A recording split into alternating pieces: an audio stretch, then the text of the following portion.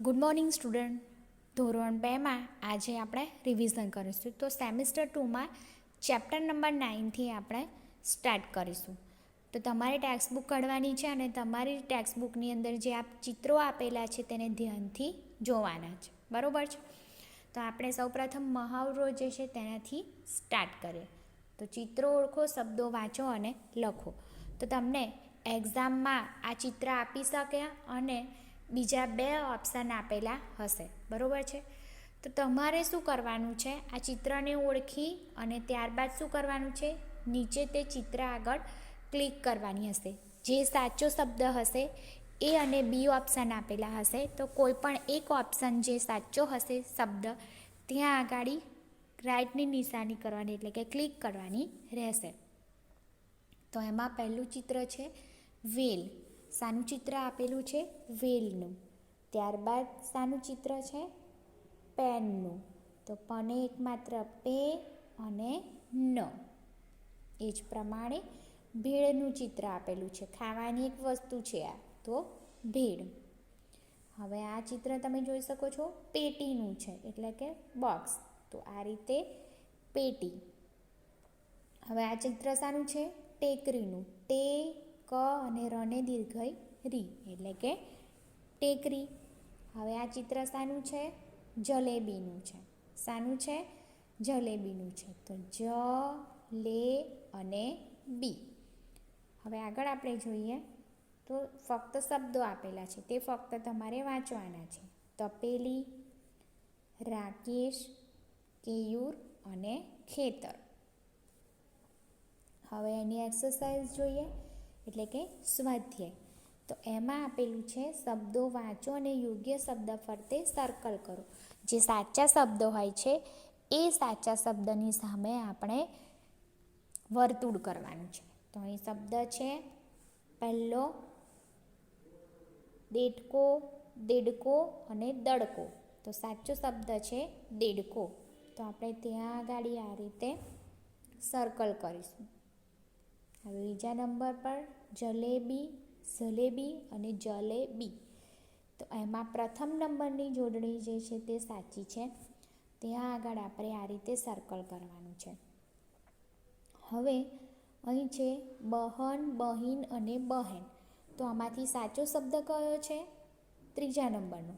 તો આપણે બહેન ઉપર આ રીતે સર્કલ કરીશું. ચોથા નંબર પર છે ખતેર, ખેતર અને ખતર. તો એમાં વચ્ચેનો જે સાચો શબ્દ છે ખેતર. તો ખેતર ઉપર આપણે વર્તુળ કરીશું. ઈ સેક્શન છે ખાલી જગ્યા પૂરો. તો ખાલી જગ્યામાં આપણને પૂછ્યું છે ગાયને ખાલી જગ્યા પગ છે. તો કેટલા છે? 4. તો આપણે લખવાનું 4. બીજા નંબર પર છે ગાયને ખાલી જગ્યા આંખ છે. તો ગાયને કેટલી આંખ છે? તો 2. તો આ રીતે લખી દેવાનું 2. ત્રીજા નંબર પર છે ગાયને ખાલી જગ્યા પૂંછડી છે. તો કેટલી પૂંછડી છે ગાયને?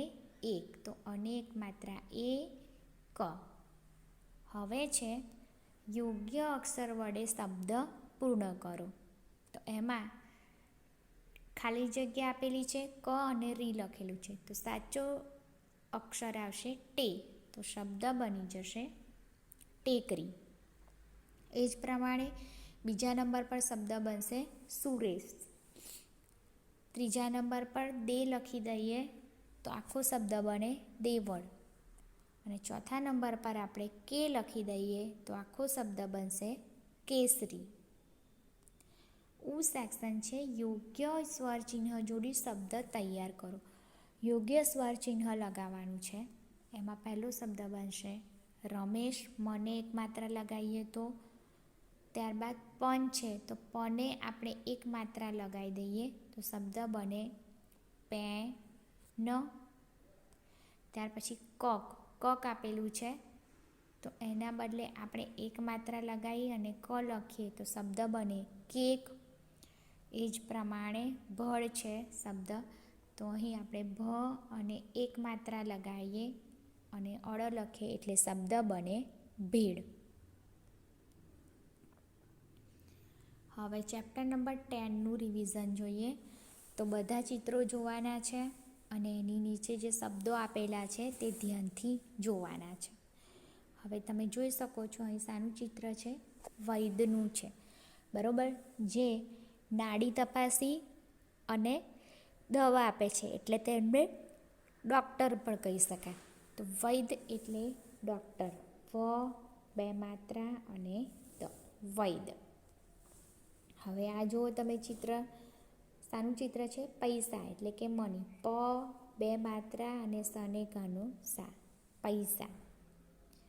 હવે ત્રીજા નંબર પર છે વૈરાગી, જે સાધુ બાબા હોય, બરાબર છે, સંત હોય, એમને વૈરાગી કહેવામાં છે, જે પોતાના કુટુંબનો ત્યાગ કરે છે અને એકલા ભગવાનની ભક્તિ કરે છે.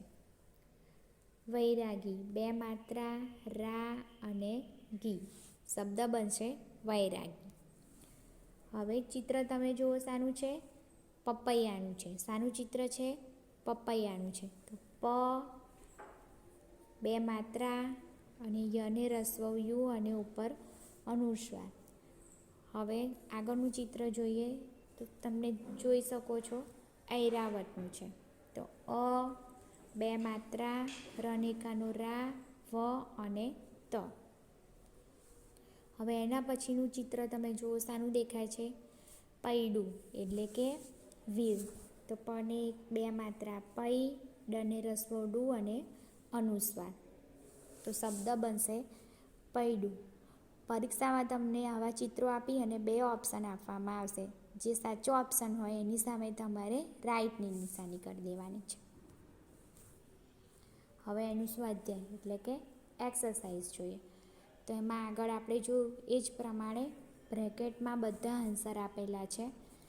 તો એમાં પહેલું ચિત્ર ઐરાવતનું છે, બીજું ચિત્ર પપૈયાનું છે, ત્રીજું જે ચિત્ર છે એ ભૈયાજીનું છે, એટલે કે જે શાકભાજી વેચે છે તે, અને ચોથું જે ચિત્ર છે તે સૈનિકનું છે. હવે સેન્ટેન્સ આપેલા છે તે વાંચો અને લખો. પહેલું સેન્ટેન્સ છે કૈલાસ પૈસા ગણ.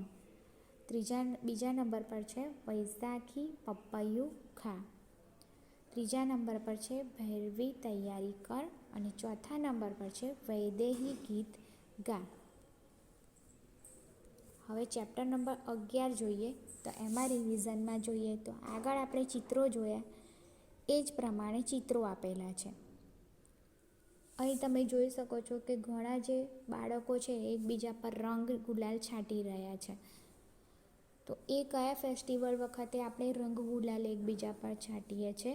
તો હોળીના તહેવાર વખતે. તો હ ઘનો માત્ર અને અળને દીર્ઘઈ અડી એટલે કે હોળી. બીજું ચિત્ર તમે જુઓ છો શાનું છે? ઘણા બધા માણસો ભેગા થયા છે, તો એને કહેવાય લો. તો લને ઘનો માત્ર લો અને ક લોક. હવે આ કેપનું ચિત્ર છે એટલે કે ટોપી. ટને ઘનો માત્ર અને પને દીર્ઘઈ પી, ટોપી. હવે શું છે? આ ટોપલી છે, બરાબર, હાથમાં પકડવાની. ટને ઘનો માત્ર ટો, પ અને લી. ત્યાર પછીનું ચિત્ર તમે જોઈ શકો છો ઢોલનું છે. શાનું છે? ઢોલનું. ઢોલ એટલે કે ડ્રમ. ઢ ઘનો માત્ર અને લને દીર્ઘઈ લી, ઢ ઘનો માત્ર અને પછી લ, એટલે શબ્દ બનશે ઢોલ. હવે આગળનો શબ્દ જોઈએ તો ચોળી લખેલું છે, બરાબર છે. ચને ઘનો માત્ર ચો અને અળ અને દીર્ઘઈ ચોળી, બરાબર છે. હવે શબ્દો વાંચવાના છે. ઓટલો, ચોટલો, પોપટ અને મોગરો. હવે સ્વાધ્યાયમાં જોઈએ તો કૌંસમાંથી શબ્દ પસંદ કરી ખાલી જગ્યા પૂરવાની છે. કૌંસમાંથી આપણે શબ્દ પસંદ કરવાની છે અને ખાલી જગ્યા પૂરવાની છે.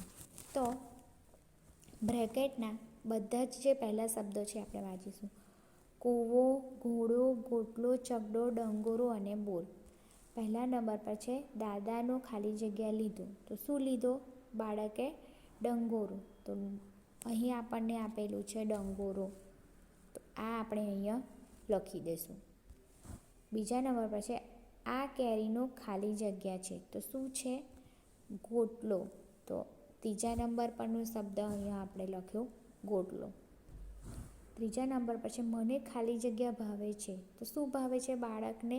બોર. તો અહીંયા આપણે લખી દીધું બોર. ચોથા નંબર પર છે ગામના પાદરે ખાલી જગ્યા છે. તો ગામના પાદરે શું છે? કૂવો. તો અહીંયા આપણે લખી દઈશું કૂવો. ખાલી જગ્યામાં આપણે લખી દીધું કૂવો. હવે પાંચમા નંબર પર છે ચાલો ખાલી જગ્યામાં બેસીએ. તો શામાં બેસવાનું કીધું છે? ચકડોળમાં. તો આ રીતે ચોથા નંબર પર લખી દીધું આપણે ચકડોળ. છઠ્ઠા નંબર પર છે ડંગોરાનું મેં ખાલી જગ્યા કીધું. તો બાળક જે છે એણે ડંગોરાનું શું કર્યું છે? ઘોડો. બરાબર છે. તો અહીંયા આપણે જોઈ અને લખી દીધું ઘોડો કીધું. હવે પ્રશ્ન નંબર છે 5 પક્ષીઓના નામ લખો. ગમે તે જે 5 પક્ષીઓ છે એના નામ લખવાના છે. પહેલું છે ચકલી, બીજું છે પોપટ, ત્રીજું છે કાગડો, ચોથું છે મોર અને પાંચમું છે કોયલ. તો અહીંયા આપણે 5 પક્ષીઓના નામ જોયા. તો બાળકો, તો આપણે જે આ રિવિઝનમાં જોયું એ રિવિઝન ફક્ત તમારા રીડિંગ માટે છે, નોટબુકમાં લખવાનું નથી. Thank you.